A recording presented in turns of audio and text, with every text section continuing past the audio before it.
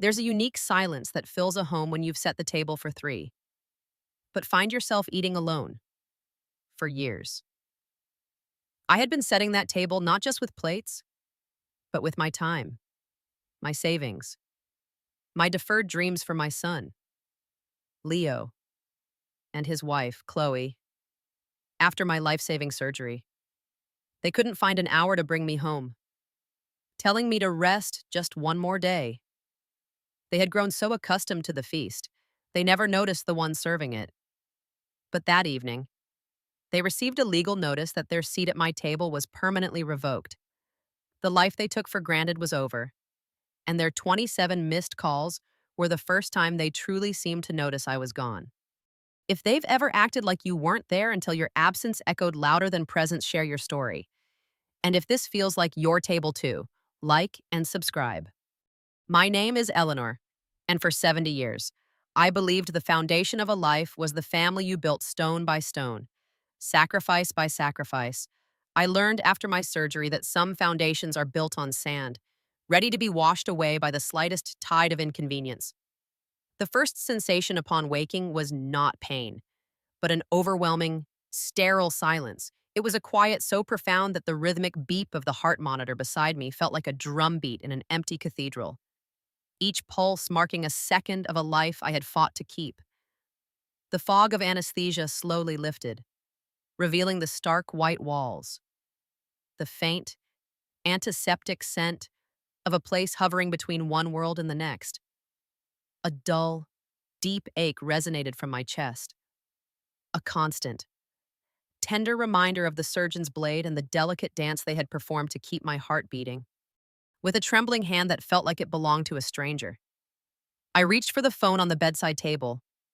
Its cold, smooth surface was impersonal, a stark contrast to the warmth of the life I thought I had waiting for me.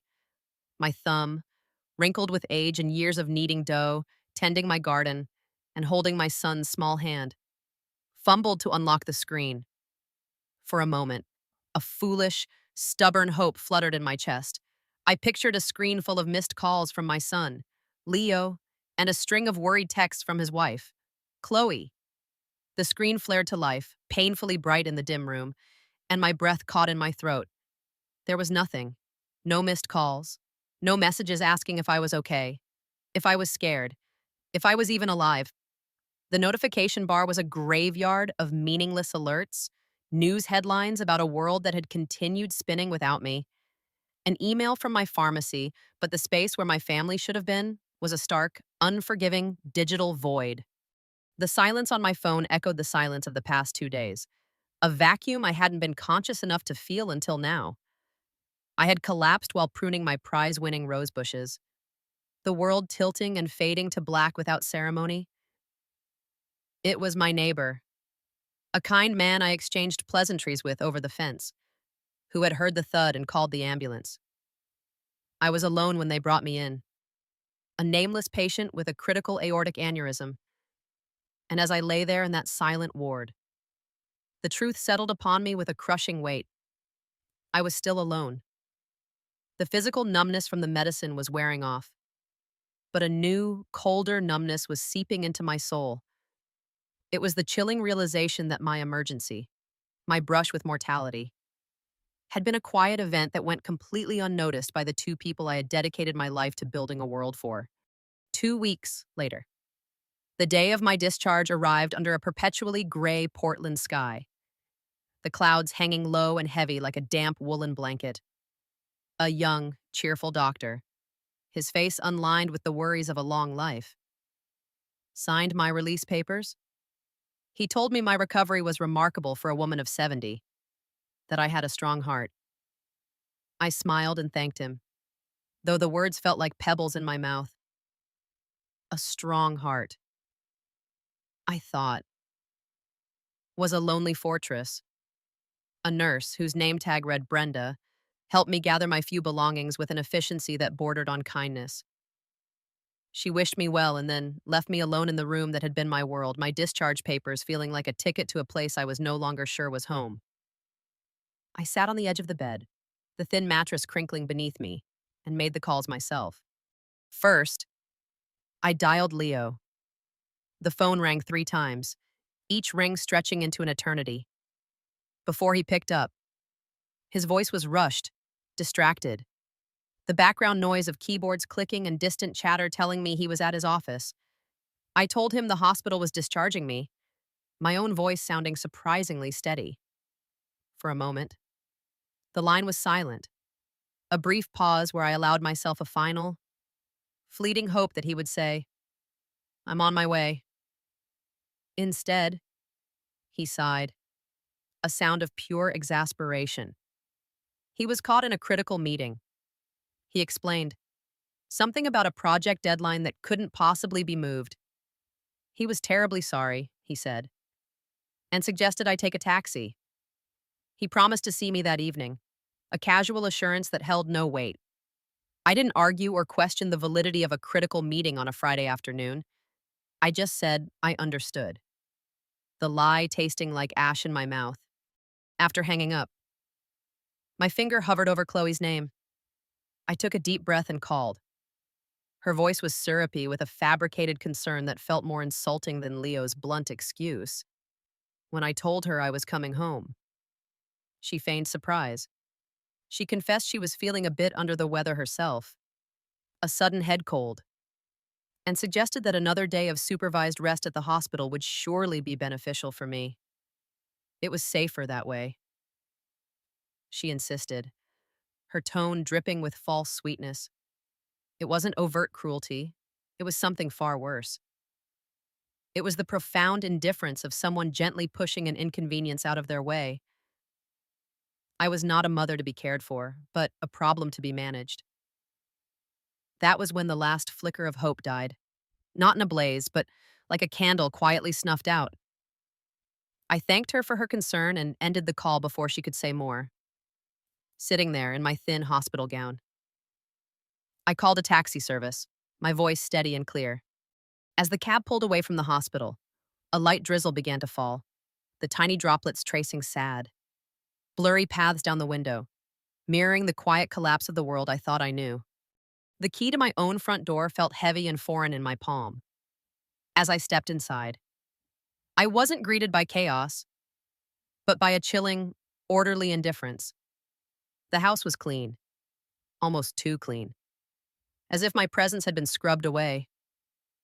My favorite knitted throw, the one I always left draped over the armchair, was folded neatly and tucked away in a chest. The scent of my potpourri had been replaced by a generic citrus air freshener. Life hadn't just gone on without me, it had been subtly, methodically rearranged to better suit them. In the kitchen, a new expensive espresso machine gleamed on the counter, and I found a recent receipt from a high-end downtown restaurant tucked into a drawer. They weren't grieving, they were upgrading. The final, sharpest blow came when I entered my small study, my sanctuary. My reading chair had been pushed into a corner to make room for a large, imposing yoga mat and a set of weights. My desk, once cluttered with my gardening journals and books, was now tidy, except for a stack of Chloe's fashion magazines. They hadn't just forgotten me, they had started to erase me. That evening, unable to sleep, I found myself drawn to an old wooden chest in the attic. Inside, beneath layers of yellowed linens, were my old sketchbooks from before I was married. My fingers, now thin and papery, traced the faded pencil lines of my one great abandoned dream, a small, sunlit pottery studio with a garden out back. I saw the designs for the kiln, the sketches of vases and bowls, the notes on different types of clay. I had given it all up to raise a son who couldn't spare an hour and to build a home for a daughter-in-law who saw me as little more than a landlord. A quiet, cold resolve began to crystallize in my heart. The next morning, I did something I hadn't done in 20 years. I called my younger sister. Clara, we had drifted apart, her life a fast-paced whirlwind as a top real estate agent in Seattle. Mine a slow, domestic rhythm in Portland. I told her everything, my voice cracking for the first time. She didn't offer platitudes or sympathy. Stop crying, Eleanor, she said, her voice sharp and clear as glass. Get angry then. Get a lawyer, I know one. He's a shark. And right now, you need a shark. Her practical, unsentimental advice was the lifeline I desperately needed. A week later, I was sitting in a leather chair in a high-rise office, my reflection staring back at me from the polished mahogany desk of a man named Mr. Davies. He listened patiently as I laid out my story, my voice never wavering, when I finished. He looked at my file. There is a complication, he said gently. The house is in both your and your late husband's name, with the inheritance passing to you and your son jointly upon your passing. However, as the primary resident and co-owner, you have rights. He then laid out a bold, terrifying plan. I could use my own retirement fund, the money I had painstakingly saved for my old age, to formally offer to buy out my son's future interest in the property. It would be a massive financial sacrifice, a gamble that would leave me with very little security. But it would give me one thing in return: absolute freedom. I looked out the window at the city below, and for the first time since the surgery, I felt a flicker of something other than sorrow. I felt power. Do it, I said. Presenting the legal documents to Leo and Chloe was an exercise in detachment. I framed it as a necessary step for estate planning, a way to simplify things. Leo barely looked up from his phone, annoyed by the paperwork. Chloe, however, read the document carefully. When she saw the large sum I was offering to transfer to a trust in Leo's name in exchange for him signing away his rights to the house, her eyes lit up with a greedy, triumphant sparkle. She thought I was a foolish, emotional old woman making a grand gesture. She nudged Leo, whispering that it was a fantastic deal. They signed without a second thought, believing they had just secured their future. In reality, they had just sealed their fate. The moment the ink was dry and the house was solely mine, I called Clara. The plan went into motion with breathtaking speed. She listed the house privately through her network, and within a week, a quiet, all-cash offer was made by a young family eager to move in while the sale was closing. I began to pack. Not the furniture, not the fine china, not the life I had curated for them. I packed my old sketchbooks, my gardening tools, my mother's recipes, and a few boxes of books. I moved with a silent, purposeful grace. On the final day, I walked through the empty rooms, the echo of my footsteps the only sound. I didn't feel sadness, only a profound sense of release. I got in my car, drove away from the city, and never once looked in the rearview mirror. 2 weeks later, in their living room, Leo and Chloe were arguing about what color to paint the dining room when the certified letter arrived. It was from a law firm representing the new owners of their address, formally notifying them that they had 30 days to vacate the property. The silence, I imagine, was absolute. Then, the panic. Their frantic calls went to a number that was no longer in service, and their texts vanished into the ether. They were standing in a house that was no longer theirs. Their comfortable lives built on my foundation, now nothing but sand crumbling beneath their feet. Meanwhile, I was hundreds of miles away, standing in a small, rustic cabin nestled in the Oregon mountains, the air smelling of pine and damp earth, with the proceeds from the sale. I had bought this small piece of heaven, and next to it, a large shed that I was slowly, painstakingly converting into a pottery studio. The first time I sat at the potter's wheel, the damp, cool clay spinning beneath my hands, I felt a sense of coming home that my old house had never given me. I spent my days covered in clay, my nights reading by the fire, and my weekends making friends with the local artisans at the town market. Life was quiet, simple, and entirely my own. 6 months passed. My hands grew strong and steady from working the clay, and the lines of worry on my face began to soften. One crisp autumn afternoon, a worn-out sedan I didn't recognize pulled into my gravel driveway. A man got out, looking thinner, tired, and years older than the last time I'd seen him. It was Leo. He stood there hesitantly, a ghost from another life. He told me he had tracked me down through my sister. He didn't ask for money, not for himself. He told me he'd been working two jobs, one in a warehouse, one delivering food, and that Chloe had left him months ago after the money ran out. He looked down at his own calloused hands. A stranger to labor. I get it now, Mom, he said, his voice barely a whisper. Everything you did. I get it. I didn't offer him forgiveness, not with words. I simply nodded toward my studio. The clay needs wedging, I said. It's heavy work. He looked at me, his eyes full of a desperate, uncertain hope. He didn't ask for a handout or a home. He just wanted a chance. I was not giving him back the life he had lost. I was offering him the chance to build a new one, from the ground up, with his own two hands. He walked into the studio, and I began to show him how to work the clay. Our new foundation wouldn't be built on obligation or sacrifice, but on the quiet, shared work of creating something new from the earth. The key to my own front door, a small piece of brass I'd held thousands of times, felt heavy and foreign in my palm as if it belonged to another woman's life. I pushed the door open, expecting a degree of disarray. The comfortable mess of a home whose caretaker had been abruptly taken away. Instead, I was met with a chilling, orderly indifference that was far more unsettling. The house was spotless, almost too clean, as if my very essence had been methodically scrubbed from the air and polished from the surfaces.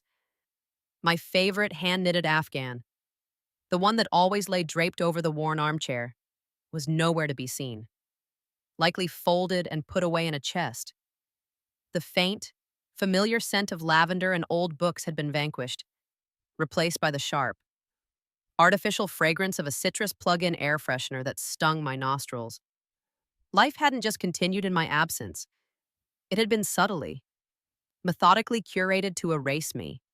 I walked softly into the kitchen, my hospital-issued slippers making no sound on the gleaming tile. A new, expensive espresso machine, a luxury I had always deemed too frivolous, sat gleaming on the countertop, a silent testament to their indulgence. Beside the sink, a half-empty bottle of Italian wine, the kind Leo and Chloe only bought for special occasions, suggested a celebration had taken place. On a whim, I opened the lid of the recycling bin. Inside, nestled amongst the usual junk mail, were takeout containers from one of the city's trendiest, most expensive restaurants. They had not been surviving. They had been feasting. The final, sharpest blow came when I entered my small study, the one room I had always considered my sanctuary. It was no longer mine. My comfortable reading chair had been relegated to a far corner, displaced by a large, brightly colored yoga mat and a set of dumbbells. My beloved books on gardening and history were pushed to one end of the bookshelf, making way for Chloe's collection of business strategy and self-help guides. My desk had become her workspace, her sleek laptop and planner sitting exactly where my reading glasses and journals used to be. I was not a person who had been missed. I was an obstacle that had been conveniently removed. Overwhelmed, I sank into my displaced reading chair, the unfamiliar angle feeling all wrong. I felt like a ghost in my own home, a silent observer of a life that no longer had a place for me. My gaze fell upon the old wooden filing cabinet in the corner, a piece of furniture so dated and unassuming that it had escaped their modernization efforts, driven by a sudden need to connect with something that was unequivocally mine. I walked over and pulled at the bottom drawer. It stuck for a moment, then groaned open, releasing the faint, musty scent of old paper and forgotten time, beneath stacks of appliance warranties and decades-old tax returns. My fingers brushed against a large, stiff portfolio. My heart gave a painful lurch of recognition. With trembling hands, I lifted it out and placed it on the desk that was no longer mine. I untied the faded ribbon and opened it. Inside, preserved like pressed flowers, were the detailed sketches of my one great, Abandoned dream, a small, sunlit pottery studio with a sprawling garden out back. My fingers, now thin and marked with the spots of age, trace the faded pencil lines with a reverence I hadn't felt in years. I saw the floor plan for the studio, with a large north-facing window for the perfect light. There were notes in the margins about the type of kiln I would buy, sketches of vases with long, elegant necks, and deep bowls meant for holding summer salads. On a separate page, a detailed layout for a garden bloomed with annotations for lavender, rosemary, and the climbing roses my mother had loved. I remembered the exact afternoon I had put these drawings away, tucking my dream into this dark drawer because Leo needed expensive braces, and a child's perfect smile was more important than a mother's messy hobby. I remembered taking them out once more a decade later, only to put them back when a down payment for Leo and Chloe's first car took precedence.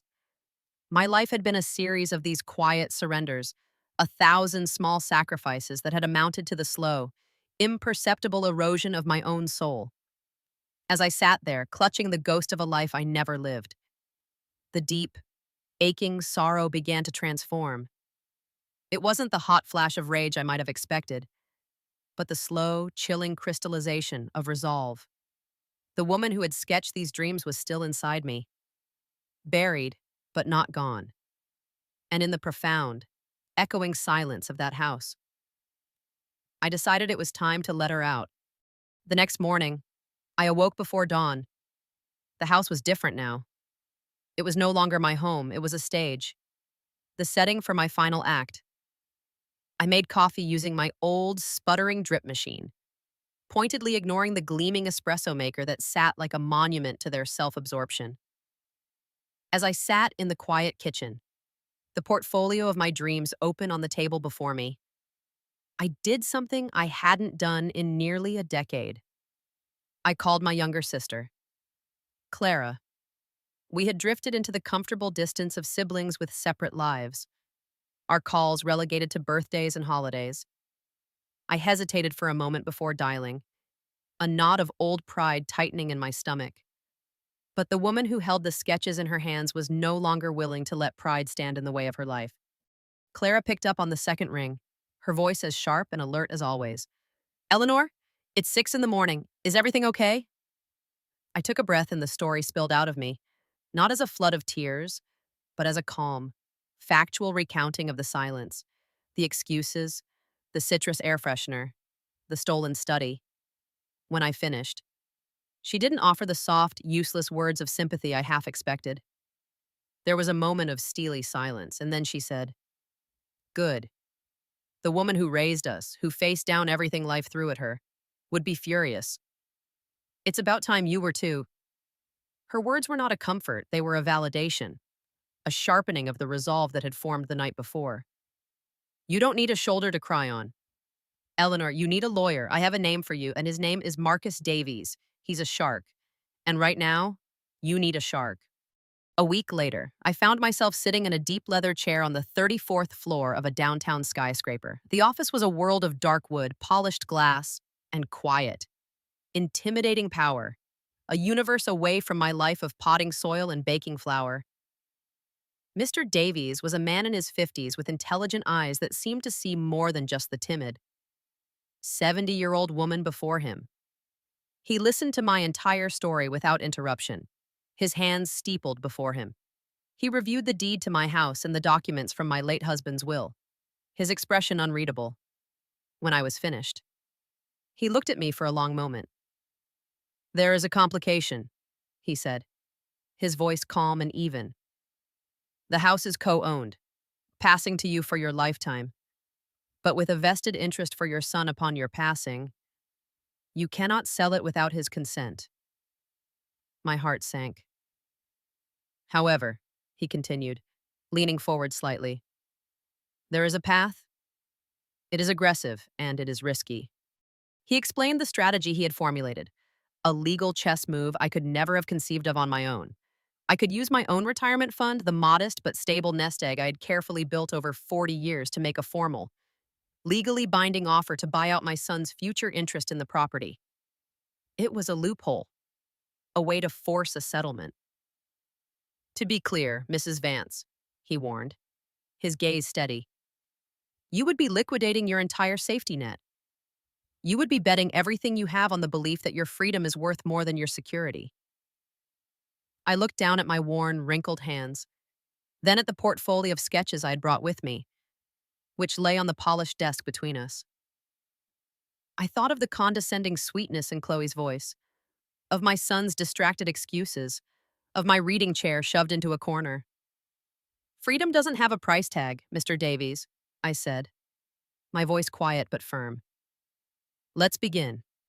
The day I presented the documents to them was a Sunday. I waited until late in the afternoon, when they were both relaxed and unsuspecting, lounging in the living room with the television on. I didn't announce it.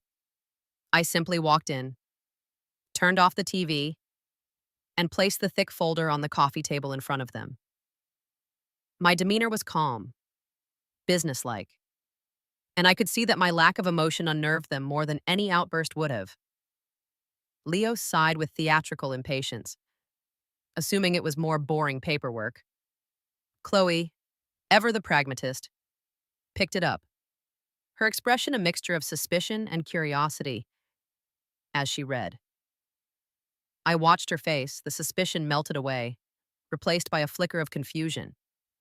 And then, as she reached the part detailing the large six-figure sum that would be transferred into a trust for Leo in exchange for his signature, a glint of pure avarice lit up her eyes. She saw it as a victory. She thought I was a foolish, sentimental old woman, so rattled by my health scare that I was making a grand, financially irresponsible gesture. She saw a massive, unexpected windfall, a way to accelerate their plans and dreams. Leo, you need to sign this, she whispered urgently, nudging him. It's, it's incredibly generous. He glanced at the numbers, his eyes widening. He saw a new car, new gadgets, a life of even greater ease. The sound of the pen scratching on the paper was the only noise in the room. For me, it was the sound of chains breaking. For them, it was the sound of a jackpot they believed they had won. In the 2 weeks that followed, they were condescendingly kind to me, treating me like a fragile, slightly senile relative who needed to be handled with gentle care. This only strengthened my resolve. Meanwhile, Clara worked silently in the background. The for sale sign never touched my lawn. A private buyer, a young doctor and his family, was found through her exclusive network. The sale was negotiated and closed with a quiet efficiency that was breathtaking while they were at work. I began to pack. I moved like a phantom through the house, sorting through decades of my life. I packed my books, my mother's china, my gardening tools, and my precious portfolio, the rest the furniture, the kitchenware. The life I had curated for them I left behind. It was no longer mine. It was no... On the final day, a discreet moving truck took the few boxes that represented my true life. After it was gone, I did one last walk through the silent, empty rooms. I looked at the espresso machine, the yoga mat, the television. They were just things, hollow artifacts belonging to people I no longer knew. Before walking out for the last time, I went to the wall and unplugged the citrus air freshener. I opened a nearby window, letting the fresh, rain-scented Portland air sweep through the house one last time. It was a symbolic cleansing, a reclamation of the space before I surrendered it forever. I closed the door behind me without making a sound, got into my car, and drove away. The road ahead was an unknown country, a future I would have to build from scratch, and for the first time in a very long time. I was not afraid. I was free. The next morning, I awoke before dawn, not from the lingering, phantom ache in my chest, but from a novel sense of purpose that felt sharper and clearer than the early morning light filtering through my window. The house around me felt different, transformed overnight by my change in perspective. It was no longer the geography of my sorrow, a landscape of painful memories and quiet humiliations. Instead, it had become a strategic map, the setting for a quiet, meticulously planned revolution I was about to stage. Each room held a new meaning. The living room was no longer a place of family gatherings, but a future negotiation table. My violated study was not a symbol of my erasure, but a command center from which I would plan my reclamation. I moved through the silent house with a newfound deliberation, my slippers making soft, determined sounds on the hardwood floors. In the kitchen, I walked directly past the gleaming espresso machine, that cold monument to their self-absorption, and went to my old, sputtering drip coffee maker. The familiar ritual of scooping the grounds, pouring the water, and waiting for the dark. Fragrant liquid to fill the carafe was a small but significant act of defiance. It was a reclaiming of my own simple tastes, a rejection of the life they had tried to impose even on my morning routine. As I sat at the kitchen table, the early light illuminating the dust motes dancing in the air, I laid the portfolio of my dreams open before me, the faded pencil lines of my pottery studio, of the life I had deferred for nearly half a century, were no longer ghosts of what might have been. They were a blueprint for what was to come, with that blueprint as my witness. I did something I hadn't done in nearly a decade of birthdays and holidays. I called my younger sister, Clara. Our lives had diverged so completely since childhood. I had chosen the path of a wife and mother, my world becoming smaller, more domestic, centered around the needs of others. Clara had chosen the opposite, a life of fierce independence as a top real estate agent in Seattle. Her world ever expanding, built on her own terms. We had drifted into the comfortable distance of siblings with separate, fully formed lives. Our calls brief and filled with cheerful obligations. To call her now, to admit the foundation of my own life had crumbled, felt like an admission of failure, a familiar knot of old pride, the ingrained habit of never wanting to be a burden, tightened in my stomach. But the woman who held these faded sketches in her hands, the woman who had survived both a surgeon's scalpel and her own family's indifference, was no longer willing to let pride stand in the way of her life. Clara picked up on the second ring, her voice as sharp and alert at 6 in the morning as it was at noon. "Eleanor, is everything okay?" I took a steadying breath, the scent of coffee grounding me, and the story of the past few weeks spilled out of me. It was not a flood of tears or a plea for sympathy, but a calm, factual recounting of the silence in the hospital, the hollow excuses from Leo and Chloe, the artificial scent of the citrus air freshener that had replaced the smell of my home, and the quiet colonization of my study. I described the espresso machine and the yoga mat, small details that painted a larger picture of my own obsolescence. When I finished, she didn't offer the soft, useless platitudes I half expected. There was a moment of steely silence on the line, a silence that felt like coiled, furious energy. And then she said, "Good."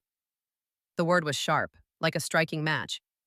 The woman who raised us, who faced down everything life threw at her with her head held high and iron in her spine, would be furious. It's about time you were too.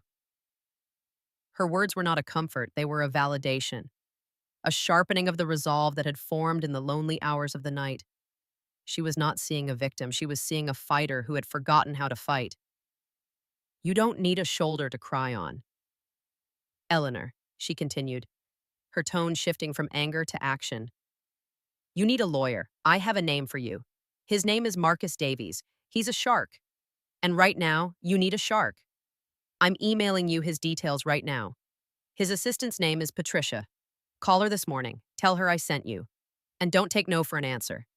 Hanging up the phone, I felt a surge of energy that had nothing to do with the caffeine. For the first time in weeks, I was not alone. The week that followed was a strange purgatory. I lived in the house like a ghost, an anthropologist studying the habits of a foreign tribe. I watched Leo and Chloe with a new, detached clarity. I saw the casual way they spent money, the easy entitlement with which they occupied the space I had maintained for them, their complete and utter obliviousness to the tectonic shift that had occurred within me. They were polite, even kind in their condescending way, but they did not truly see me. I was a piece of the furniture, a presence they had learned to navigate around during those days while they were at work. I began to prepare. I gathered the documents Mr. Davies would need my late husband's will, the deed to the house, old bank statements, the act of organizing, of creating order from the chaos of my life, was grounding. Each paper I filed was another small step towards taking back control. A week after my call with Clara, I found myself on the 34th floor of a downtown skyscraper. The journey there had felt like a pilgrimage to a foreign country. My small, practical car felt out of place amongst the sleek, black sedans in the underground parking garage. The elevator ascended with a silent, unnerving speed, and as I stepped out, I entered a hushed cathedral of dark wood, polished glass, and quiet, intimidating power. The air itself seemed to hum with importance. Mr. Davies was a man in his 50s with intelligent, perceptive eyes that seemed to see more than just the timid. 70-year-old woman in a dated cardigan sitting before him. He listened to my entire story without a single interruption, his hands steepled before him, his focus absolute. He didn't fidget or glance at the clock. He simply listened. And in doing so, he made me feel not like a victim recounting her sorrows, but like a client, a person with a case, a grievance worthy of his undivided attention. When I finished, he reviewed the documents I had brought, his expression thoughtful and unreadable. He spent a long time on my late husband's will, reading each clause with meticulous care. He looked at me for a long moment after he finished reading. "There is a complication," he said, his voice calm and even, betraying no judgment. "The house, according to your husband's will, is yours to live in for your lifetime. He structured it to protect you. However, a vested interest in the property is designated to pass to your son upon your passing. This means you cannot sell it or alter the deed without his legal consent." My heart, which had felt so resolute just moments before, sank with the weight of that news. It was the legal checkmate I had feared, a cage built from my husband's good intentions. "However," Mr. Davies continued, leaning forward slightly, his gaze steady and direct, "there is a path forward. It is an aggressive legal maneuver, and I must be clear with you, it is not without significant risk." He then laid out the strategy, a legal chess move so audacious that I could never have conceived of it on my own. He explained that I could use my own retirement fund, the modest but stable nest egg I had carefully and diligently built, over 40 years of careful saving, to make a formal, legally binding offer to buy out my son's future interest in the property. It was a loophole, a tactic designed to force a settlement by presenting an offer so financially sound that a court would look unfavorably upon its refusal, should they dare to challenge it. "To be clear, Mrs. Vance," he warned, his voice softening for the first time, taking on a tone of sincere gravity, "you would be liquidating your entire safety net. This fund is your security for the rest of your life for potential medical bills, for living expenses, for any emergency. If you use it for this, there is no second chance. You would be trading a comfortable, secure future for a profoundly uncertain one." I looked down at my worn, wrinkled hands, the hands that had baked 1,000 loaves of bread and planted 1,000 flowers for a family that wouldn't drive me home from the hospital. Then I looked at the portfolio of sketches I had brought with me, which lay on the polished desk between us like a silent witness to a deferred life. I thought of the condescending sweetness in Chloe's voice, of my son's distracted excuses, of my reading chair shoved into a corner like an afterthought. Mr. Davies was offering me a choice between two futures, one where I was financially secure but spiritually imprisoned, and one where I was financially vulnerable but finally, unequivocally free. "Freedom doesn't have a price tag, Mr. Davies," I said, my voice quiet but imbued with a firmness that surprised even myself. "Let's begin." The day I presented the documents to them was a Sunday. I waited until late in the afternoon, when the day had softened into a lazy quiet and they were both thoroughly absorbed in their own worlds, a state of being I had once mistaken for peace. Leo was sprawled on the sofa, his face illuminated by the blue light of his tablet, while Chloe was curled in the armchair, idly flipping through a glossy magazine. I walked into the living room, the thick folder from Mr. Davies feeling cool and solid in my hands, with a calm that felt utterly foreign, yet completely natural. I picked up the remote and turned off the television. The sudden silence was more commanding than any shout would have been. Both their heads snapped up, their expressions a mixture of surprise and irritation. I did not speak. I simply placed the folder on the coffee table between them. My demeanor was placid, businesslike, and I could see that my lack of emotion was beginning to unsettle them. Leo sighed with theatrical impatience, assuming it was more boring paperwork his aging mother was fussing about. Chloe, however, ever the pragmatist, leaned forward, her eyes narrowed with suspicion. She picked up the folder, her movements sharp and precise. As she began to read, I watched her face, a fascinating landscape of shifting emotions. The initial suspicion melted into confusion as she parsed the legal language. Then, as she reached the section detailing the buyout of Leo's vested interest and saw the large six-figure sum that would be transferred into a trust in his name, her expression changed completely. A glint of pure, unadulterated avarice lit up her eyes. She saw a windfall. In her mind, I was not a woman reclaiming her life, but a foolish, sentimental old widow, so rattled by my health scare that I was making a grand, financially irresponsible gesture. She saw a massive, unexpected payday, a shortcut to the lifestyle she so desperately craved. "Leo, you need to sign this," she whispered, her voice tight with urgency as she nudged him. It's it's incredibly generous." He finally tore his eyes from his tablet and glanced at the numbers she was pointing to, his own eyes widening in disbelief. He didn't see the sacrifice behind those numbers. He saw a new car, the latest tech gadgets, a life of even greater ease funded by a maternal whim. The sound of the expensive pen Mr. Davies had provided scratching across the signature lines was the only noise in the room. For me, it was the sound of shackles breaking and falling away. For them, it was the triumphant sound of a jackpot they were utterly convinced they had won. In the 2 weeks that followed, the atmosphere in the house shifted into a strange, cloying kindness. They treated me with a new, condescending gentleness, as if I were a fragile, slightly senile relative who had done something foolishly wonderful for them and now needed to be carefully managed. Chloe would make me tea I didn't ask for, and Leo would ask if I was feeling all right with a tone of strained concern. This patronizing behavior was the final, irrefutable confirmation that I had made the only choice possible, while they saw me as a relic of the past. I was quietly, methodically planning my future. My sister Clara was my remote general, handling the sale of the house with a silent, breathtaking efficiency. There was no for sale sign planted on the lawn, no public open houses. The transaction was handled privately, through her exclusive network, ensuring Leo and Chloe remained blissfully unaware. While they were at work during the day, I began my secret work. I moved like a phantom through the house, sorting through the artifacts of a life that no longer felt like mine. I packed my mother's china, the worn gardening tools that felt like extensions of my own hands, my beloved books, and of course, my precious portfolio of sketches.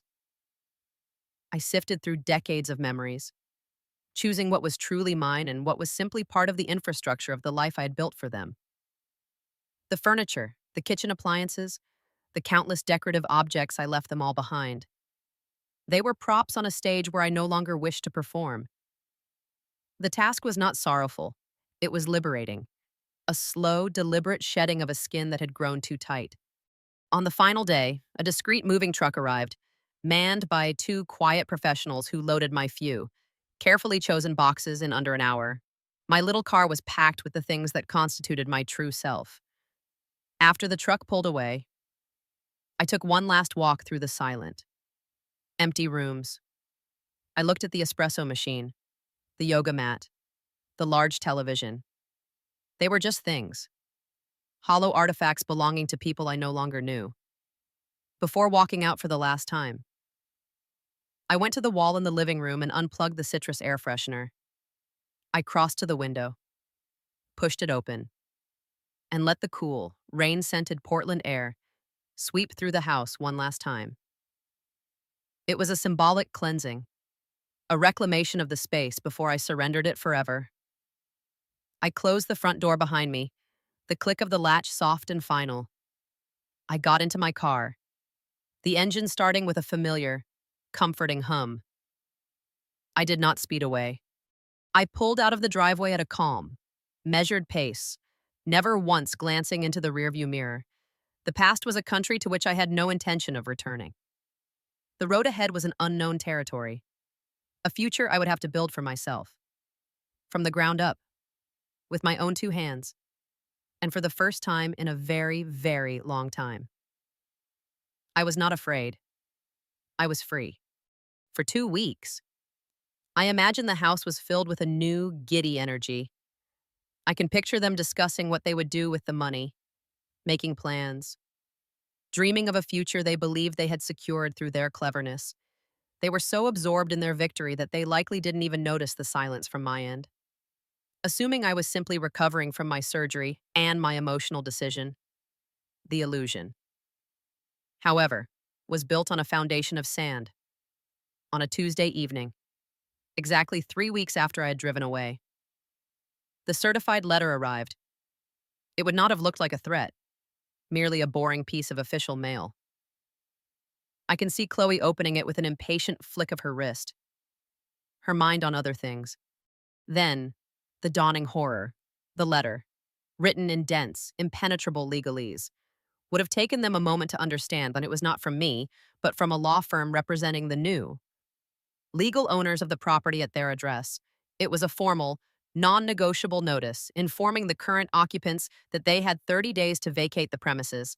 I imagined the silence in that room was absolute, a crushing pressure far heavier than the quiet I had endured in the hospital.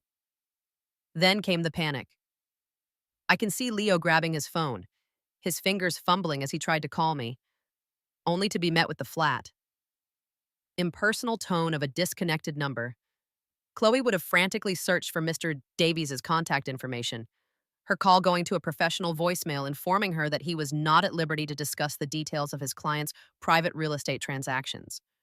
The house, which they had seen as their birthright and their newly won prize, had transformed into a cage, and a 30-day timer had just been started. The arguments that must have followed were likely bitter and sharp, the foundation of their shared entitlement beginning to crack under the first real pressure it had ever faced. While their world was collapsing, mine was being built. I had driven north, deep into the mountains of Oregon, to a small, rustic cabin I had only ever seen in pictures. It was not a luxurious retreat. It was humble, sturdy, and smelled of pine and damp earth. It required work. The roof needed patching. The garden was overgrown, but every task was a joyful act of creation. Next to the cabin stood a large, dilapidated shed. This was my true destination. Over the next few weeks, I worked tirelessly, hiring a local handyman to help with the heavy lifting, transforming that shed into my sunlit pottery studio. I installed a large north-facing window, just as I had sketched decades ago. I bought a second-hand kiln and a potter's wheel, my hands trembling with a mixture of fear and excitement as I set them up. The first time I sat at the wheel and centered a lump of cool, damp clay, I felt a sense of homecoming that my grand house in Portland had never provided. My first attempts were failures. The pots were lopsided, the walls collapsed. My frustration mounted. But unlike the sacrifices of my past, this struggle was productive.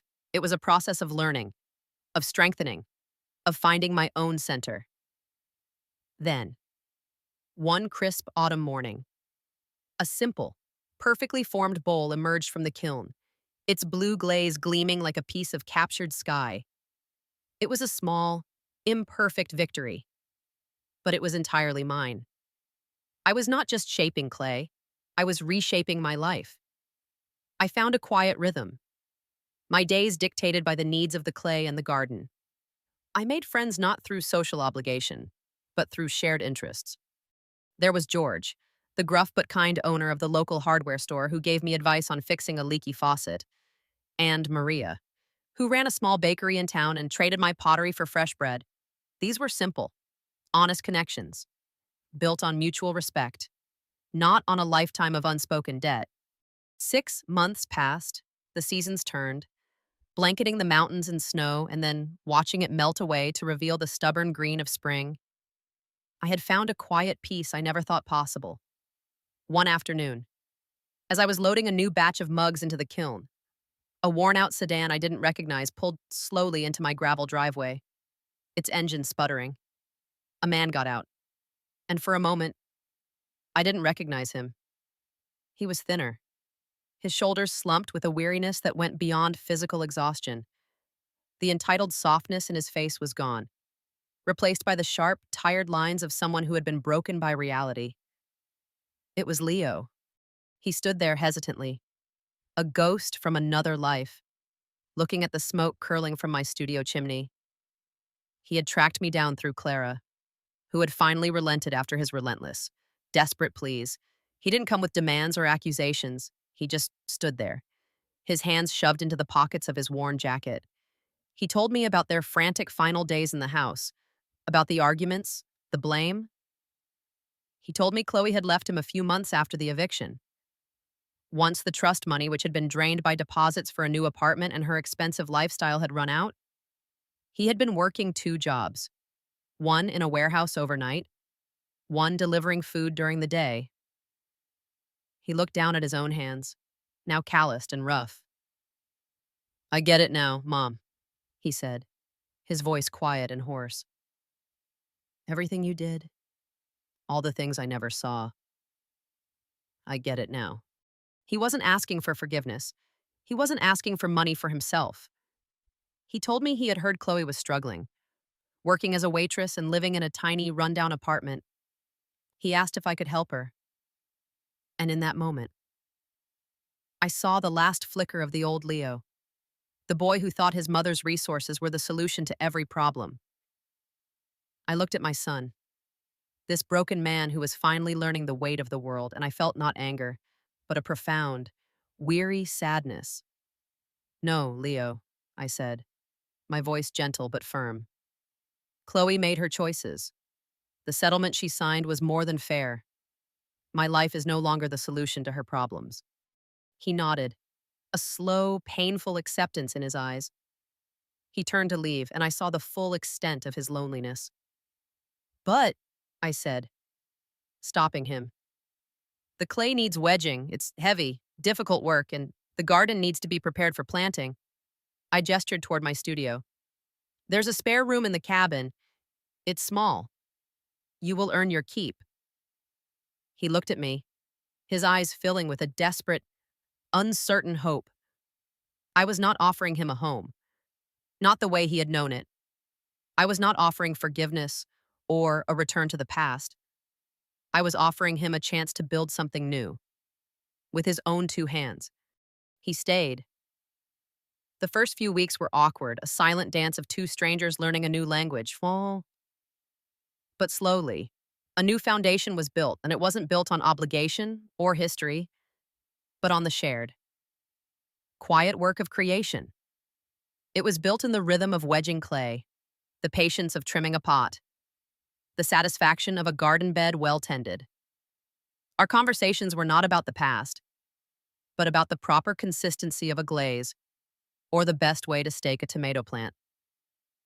One evening, months later, we sat by the fire, 2 simple, handmade mugs of tea warming our hands.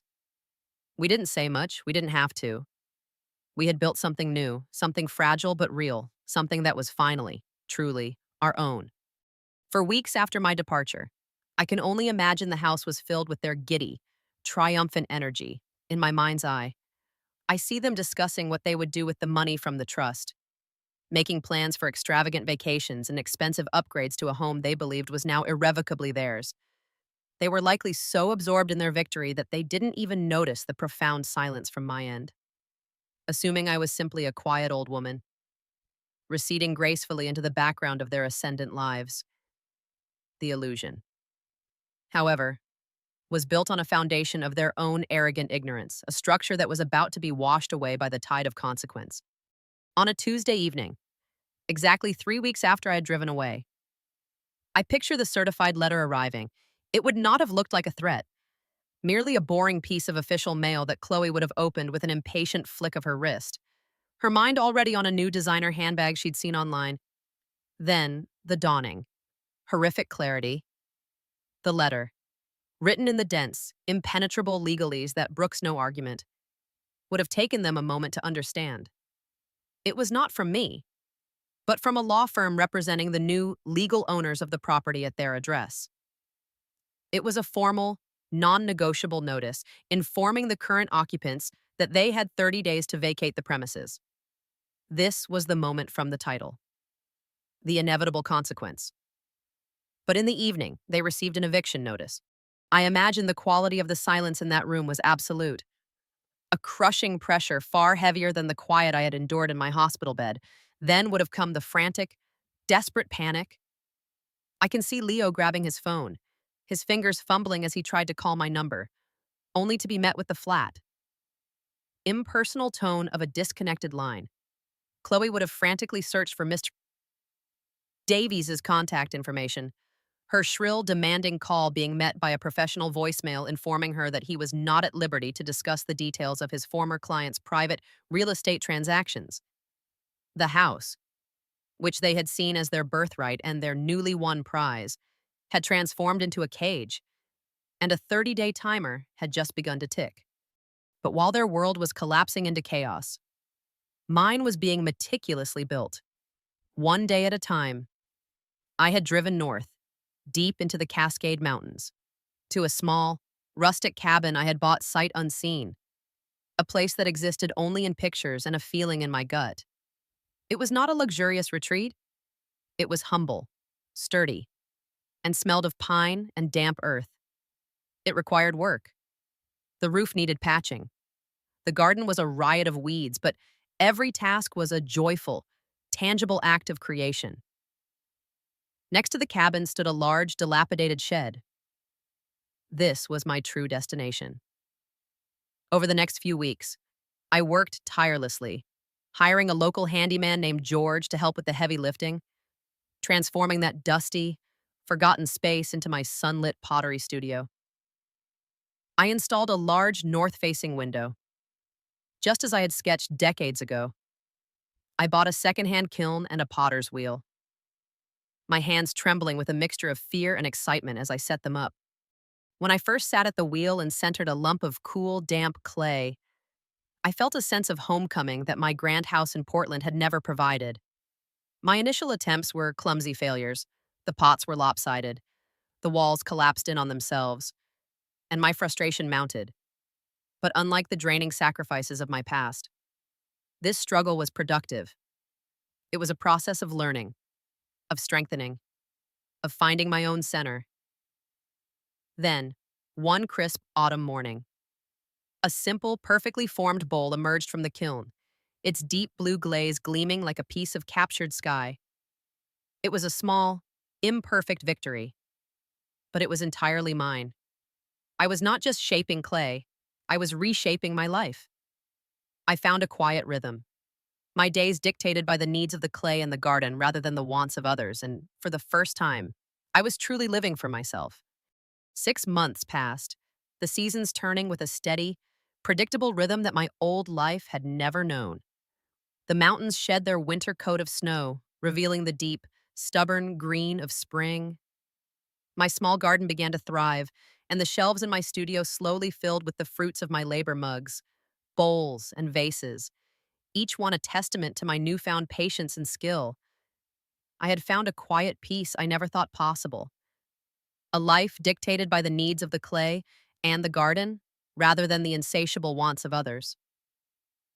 It was on a crisp afternoon, as I was loading a new batch of mugs into the kiln, that a worn-out sedan I didn't recognize pulled slowly into my gravel driveway, its engine sputtering as if in its final, exhausted moments. A man got out, and for a long moment, I didn't recognize him. He was thinner. His shoulders slumped with a weariness that went far beyond physical exhaustion. The entitled softness in his face was gone, replaced by the sharp, tired lines of someone who had been irrevocably humbled by reality. It was Leo. He stood there hesitantly, a ghost from a life I'd completely left behind. Looking at the smoke curling from my studio chimney, as if it were a signal from another world, and he told me Claire had finally relented and given him my address after months of his relentless, desperate pleas. He didn't come with demands, accusations, or the easy arrogance I remembered. He just stood there, his hands shoved deep into the pockets of his worn jacket. He told me about their frantic final days in the house, about the bitter arguments, the blame. He told me Chloe had left him a few months after the eviction, once the trust money which had been drained by lawyers' fees, deposits for a new apartment, and her unwavering spending habits had finally run out. He had been working 2 jobs, one in a warehouse overnight, one delivering food during the day. He held up his own hands, now calloused and rough. "I get it now, Mom," he said, his voice quiet and hoarse, the words carrying the immense weight of his experience. "Everything you did, all the things I never saw. I get it now." He wasn't asking for forgiveness, and he wasn't asking for money for himself. In a final, misguided echo of the boy he used to be. He told me he had heard that Chloe was struggling, working as a waitress and living in a tiny, rundown apartment. He asked if I could help her, and in that moment, I saw the last flicker of the old Leo, the son who believed his mother's resources were the universal solution to every problem, a safety net for the poor choices of others. I looked at my son, this broken man who was finally, painfully learning the weight of the world, and I felt not anger, but a profound, weary sadness for the years we had lost. "No, Leo," I said, my voice gentle but as firm and unyielding as a fired pot. "Chloe made her choices. The settlement she signed was more than fair. My life is no longer the solution to her problems." He nodded, a slow, painful acceptance dawning in his eyes. He didn't argue. He simply turned to leave, a solitary figure with no clear destination, the full weight of his new, unsupported life visible in his posture. "But," I said, my voice stopping him in his tracks, "the spring garden needs to be prepared for planting, and the new batch of clay needs wedging. It's heavy, difficult work." I gestured toward my studio, the open door a silent invitation, not to a sanctuary, but to a place of labor. "There's a spare room in the cabin. It's small. You will earn your keep." He looked back at me, his eyes filling with a desperate, uncertain hope. I was not offering him a home, not the way he had known it. I was not offering forgiveness or a return to the past. I was offering him something far more valuable, a chance to build something new. With his own 2 hands, he stayed. The first few weeks were a careful, silent dance of 2 strangers learning a new language of respect and space around each other. But slowly, a new foundation was built between us. It wasn't built on obligation or history, but on the shared, quiet work of creation. It was built in the steady rhythm of wedging clay, the intense patience of trimming a pot on the wheel, the simple satisfaction of a garden bed well tended and ready for new life. Our conversations were not about the past, but about the proper consistency of a glaze, or the best way to stake a tomato plant. One evening, months later, we sat by the fire, 2 simple, handmade mugs of tea warming our hands. We didn't say much, we didn't have to. We had built something new, something fragile but real, something that was finally and truly our own.